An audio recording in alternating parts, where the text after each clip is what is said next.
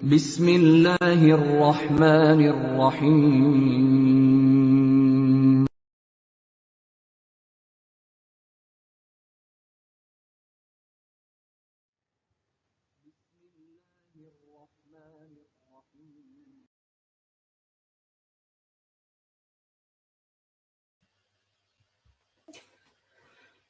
Assalamu alaikum. Today it is Tuesday, the 7th of September 2021, and we welcome you to our broadcast series, Reflections on the Holy Quran. And in that series, this is broadcast number 251. And for the last few days, we have been looking at chapter 2, Al-Baqarah, verse 91, and this is our eighth broadcast, looking at the words of that verse of the Holy Quran. Just to remind you that the Lahore Ahmadiyya community, which brings you these broadcasts, was created by Hazrat Mirza Ghulam Ahmad, and his teaching was that although people want to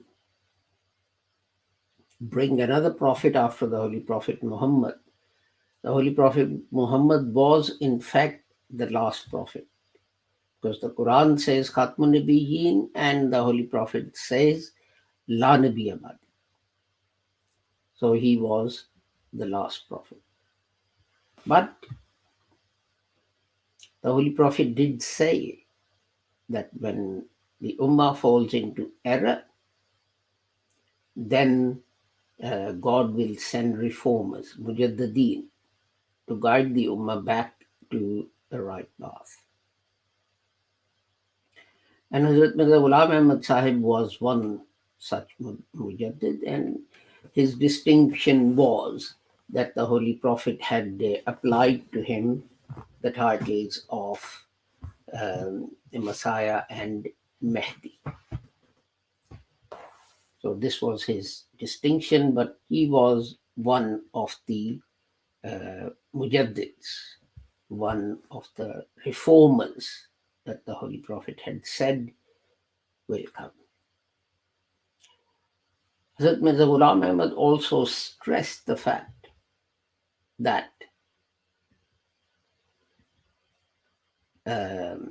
whereas people are very fond of calling each other kafirs and heretics and so on, the Holy Prophet himself actually said that if one reciter of the kalima says to another reciter of the kalima that you are a kafir, then it is the person saying it who is the kafir, who is the heretic. And Hazrat Mirza Ghulam Ahmad also taught that although people say that some prophetic revelation, such as Ayah Rajam and Surah Walayat and so on, are not in the Holy Quran, have been missed out. No, Hazrat Mirza Ghulam Ahmad said no part of prophetic revelation has been missed out from the Holy Quran.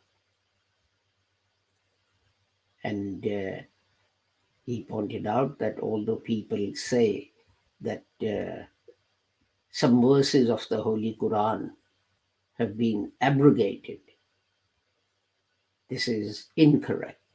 There are people who say up to 500 verses of the Holy Quran are abrogated. But he said this is untrue. No part of the Holy Quran was, is, or ever shall be abrogated. It's God's word. It's complete and it's permanent. You cannot abrogate, cancel out parts of it. And Hazrat Mirza Ghulam Ahmad also said that jihad is a fundamental duty of every Muslim. The fundamental duty of every Muslim. But jihad as defined by the Holy Prophet Muhammad, not jihad as defined by you or me or someone else. Jihad as defined by the Holy Prophet Muhammad.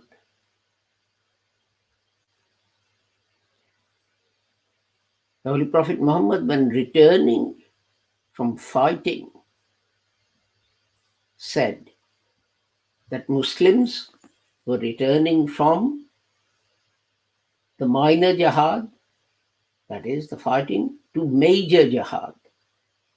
And what was the major jihad? Major jihad, he explained, was or is jihad bin nafs.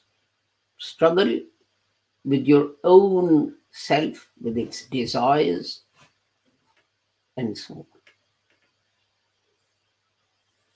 So we must all constantly conduct this jihad to subdue ourselves and make us into better people, so that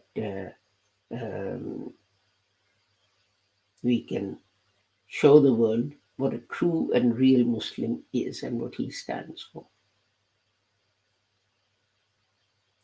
With that, let us go to today's lesson, today's lecture, whatever you want to call it, discussion, which, as I said, is Al-Baqarah chapter 2, verse 91 of the Holy Quran.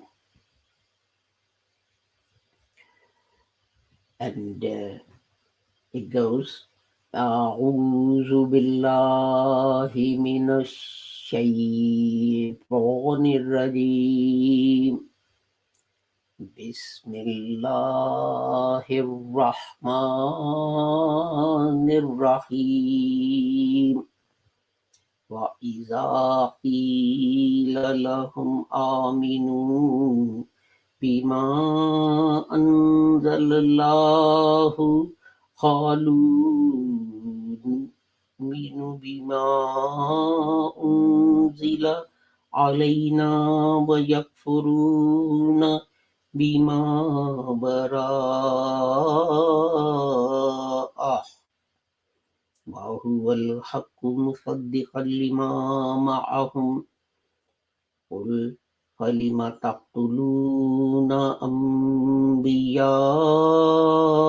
الله من قبل إن كنتم مؤمنين. And when it is said to them, this is addressed to the Israelites, you will remember, when it is said to them, believe in that which Allah has revealed, they say, we believe in that which was revealed to us. And they deny what is besides that, while it is the truth verifying that which they have. Say, why then did you kill Allah's prophets before this, if you were believers? And yesterday we talked about the word taqtulun, and we discussed how, yes, one meaning is kill, but it also means to humiliate, to ridicule. So, and the example I gave was of Jesus Christ, how the Israelites humiliated him and so on. The word today is Ambiya, and it's generally and correctly translated as prophets. But we need to, as we always do with these words, we need to look at the broader and deeper meaning of this word. So if we have a look at that, its root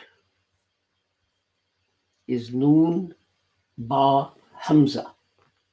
Noon Ba Hamza.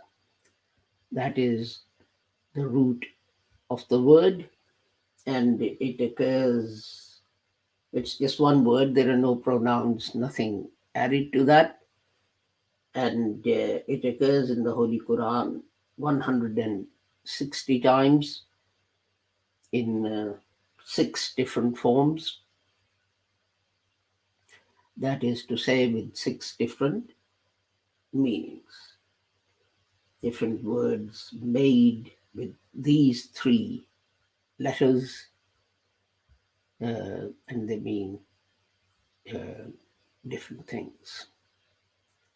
Some are nouns and some are verbs and so on.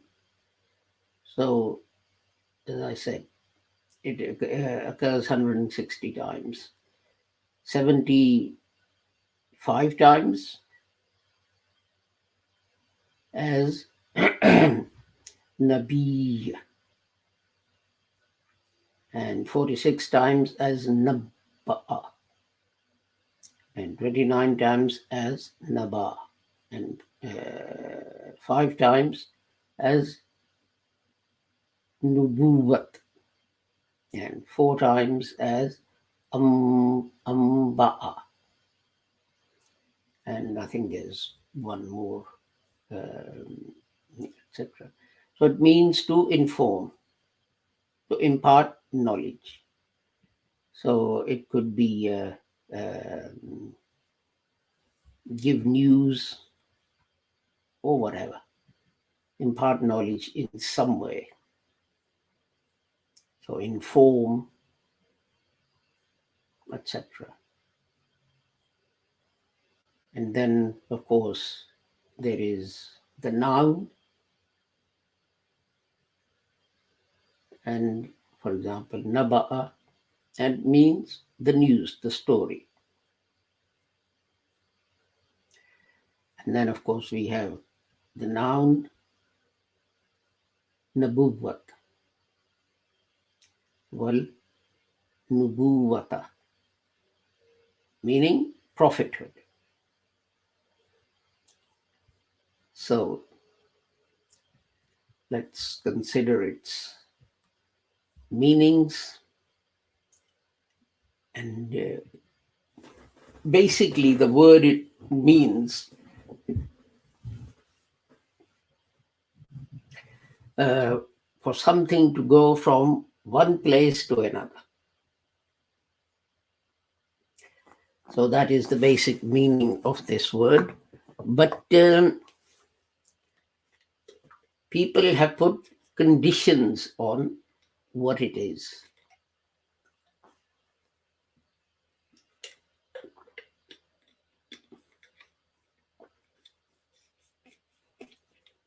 What kind of information it is that is to go from one place to another. And people say, well, it stands for information that is useful, that is beneficial, not just any news. And then another condition is that the person receiving the news gains some knowledge. Even if they don't gain knowledge which is certain, they still gain knowledge which informs them, takes them to a level where they can deduct things. By their deduction, they can learn things. And then, although the knowledge is not certain, that it still means that yes, they've learned something.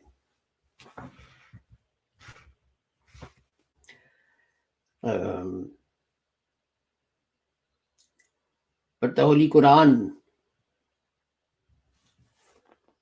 actually talks about information given by transgressors.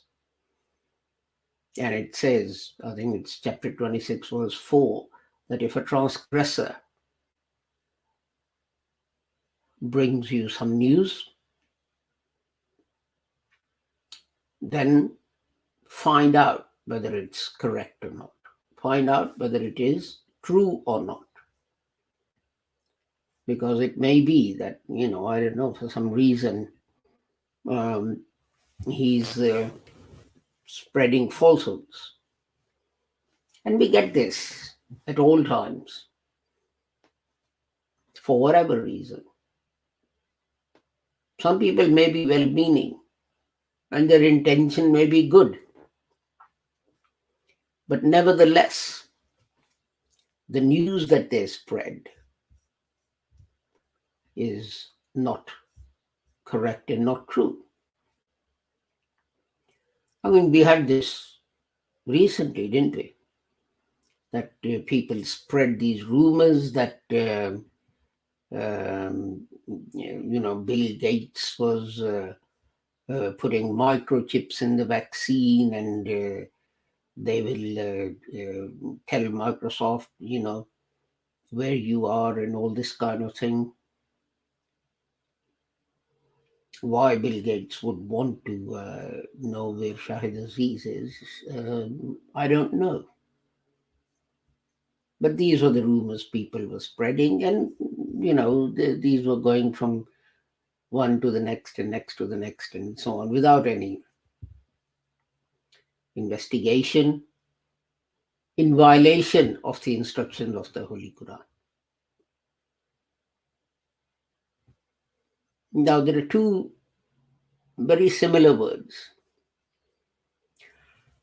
One has root, this one which has the root Noon Ba Hamza, and another one which has the root Noon Ba Va. And that stands for an elevated place, and or an elevated and clear path that takes you to your destination. So, you use that word if you were talking about land which is higher than all the land around it. Now, in the Holy Quran, the word used for prophets, for messengers, people think that it comes from Noon Ba Hamza, Naba'a, meaning that someone who gives news. Well, yes, but that is the Old Testament conception of a prophet. And the conception is that rather than provide any guidance and teach you how to live a good life and how to progress spiritually, all he does is he sits there making prophecies. He's a prophesier. And in fact, in the days of old, I don't know about now, in the synagogues, there used to be like a position which was the position of a prophesier. We have this in Muslims as well, don't we? Your son and your daughter are going to get married, so you go to this man who's going to look at their hands and tell you whether they're going to be happy together or not happy together, and so on. And strangely, even if that prophecy turns out to be false, it actually makes no difference at all to people who believe in it. They find all manner of excuses to try and justify why it may be that that prophecy has not come true. But anyway, I mean, among the human beings, normal human beings, apart from that man in the synagogue who has this job, you have people who make prophecies about the future and they come true. But this is only a small part of the work and the job of a prophet who has come to guide humanity. This is why you might have noticed I use two words, prophet, for the person who has come to guide humanity, and a prophesier, someone who's going to make prophecies about the future and so on. And this is not just me saying it, this is not just grammarians and so on saying it, but there is a hadith that someone addressed the Holy Prophet as Nabi Allah. The Holy Prophet said, no, I'm not Nabi Allah. I'm Nabi Allah. Meaning, I'm not just someone who gets wahi and news from Allah and just spreads it. I'm Nabi Allah, meaning I'm a person elevated to a higher status. And in a way, that was how the Holy Prophet invited people to Islam. That, his position is so elevated that he can see what will happen to those people who do not embrace Islam and live in accordance with its dictates. It's a bit like, you're standing, you're in your car and you're standing at a set of traffic lights and so on. And the traffic lights are turning and they're becoming green and you're going to go. But up in the sky, there is a helicopter. And people in that helicopter can see that although the light is green, if you drive on, you're going to have an accident. There's a car coming the other way, which is not going to stop. You can't see it. But because they are high up, they can see that. So that was perhaps what the Holy Prophet meant, that I can see what your condition is going to be and what's going to happen to you if you don't embrace Islam, etc., etc. Now, there is another thing worth remembering, which is this, that you see, even now, and many times in history, there have been groups of people who believe Jesus was dead. And there have been groups of people, I'm talking about scholars here, who believe that Jesus is alive and sitting up in heaven. Like at Hazrat Masih Maud Salam's time, Sir Sayyid believed that Jesus was dead. But Maulana Muhammad Hussain Batalvi and others, they believed Jesus was up in heavens. So as a layman, who should I believe? What criteria should I use to determine who's correct and who's not?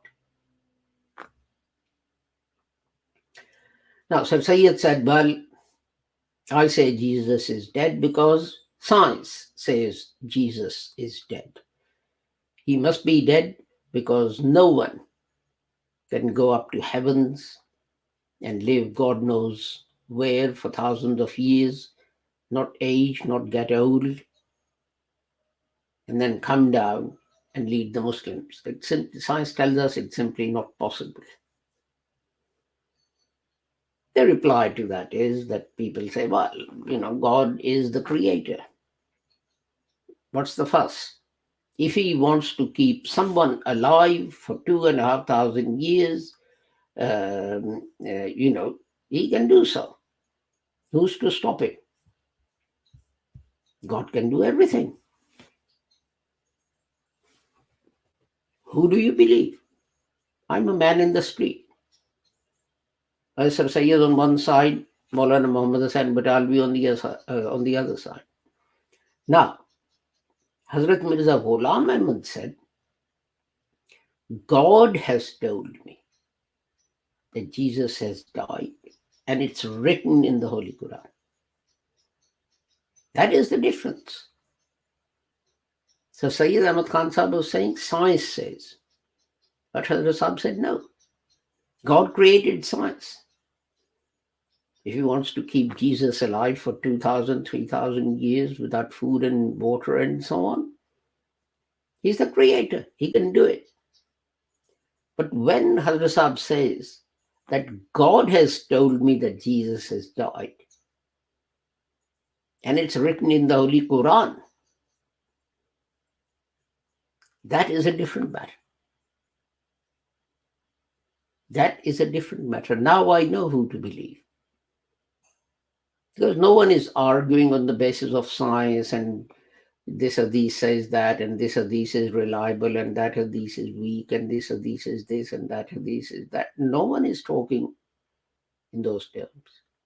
I'm clearly told that God has told Hazrat Sahib that Jesus is dead, and it's written in the Holy Quran. This is why it's still important that God should speak to man. God should speak to human beings. Otherwise, how can we be certain of what we're being taught, whether it's correct or incorrect or what it is? And of course, the other side of man from God is that he takes it from God, but he has to give it to human beings and explain it to them and tell them that it's in their benefit that they should follow God's guidance and live in accordance with his rules and so on and so forth.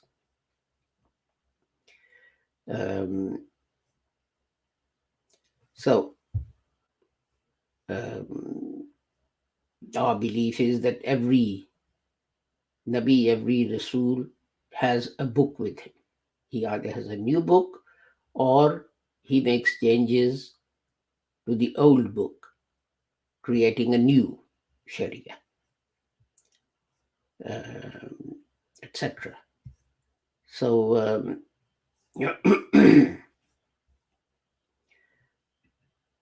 in the Prophet as the guide, as was Jesus and Noah and so on, you have both things: news of the future and guidance, and being a man with an elevated dignity and a place.